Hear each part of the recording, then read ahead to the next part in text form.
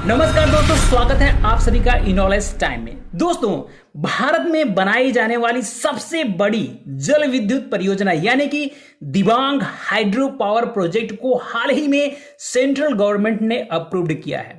तो देखिए, Dibang hydro power project एक मल्टीपर्पज प्रोजेक्ट है। इस प्रोजेक्ट को इंप्लीमेंट करने के लिए 31,867 करोड़ रुपए का अप्रूवल मिला है। इस हाइड्रो पावर प्रोजेक्ट को अरुणाचल प्रदेश के लोअर दिबांग वैली डिस्ट्रिक्ट में दिबांग नदी पर बनाया जाएगा, जिसमें डैम की ऊंचाई होगी 278 मीटर और यह डैम एक कंक्रीट ग्रेविटी डैम होगा।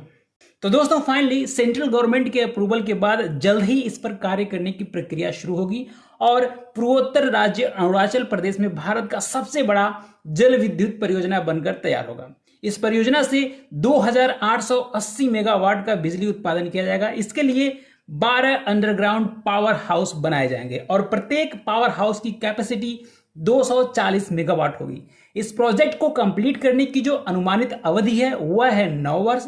इसको डेवलप करेगा NHPC लिमिटेड यानी कि national hydro electric power corporation limited.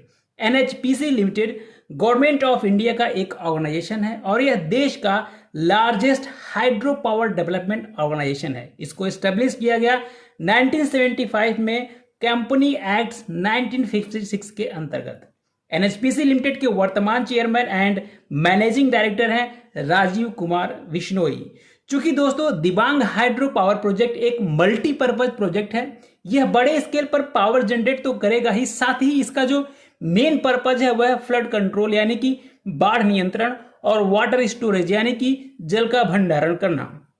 इस वाटर स्टोरेज से अरुणाचल प्रदेश सरकार को 1346.76 MU पानी मिलेगा। और फ्लड कंट्रोल की बात करें तो देखिए यहां पर क्या होता है कि दिबांग और लोहित ब्रह्मपुत्र की प्रमुख सहायक नदियां हैं। अब क्या होता है कि बारिश के मौसम में इन सहायक नदियों द्वारा ब्रह्मपुत्र के जल के प्रवाह को बढ़ा दिया जाता है और ब्रह्मपुत्र सहायक नदियों के साथ मिलकर पूर्वोत्तर क्षेत्र में बाढ़ लाती है। इसलिए ब्रह्मपुत्र को उसकी बाढ़ और प्रवाह की बदलती दिशा के लिए असम का शोक कहा जाता है। यदि दिबांग नदी के पानी को कंट्रोल कर लिया जाए तो काफी हद तक ब्रह्मपुत्र के फ्लो को कम किया जा सकता है।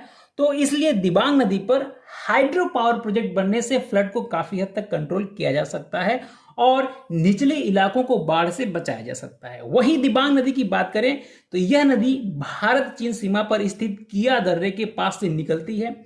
यह मिशमी पहाड़ियों से होकर बहती है और डिब्रू सैखोवा अभयारण्य के साथ पास लोहित में जाके मिल जाती है। दिबांग नदी की सहायक नदियां एमरा, इथुन, द्री, रंगोन, माथुन और सीसर है।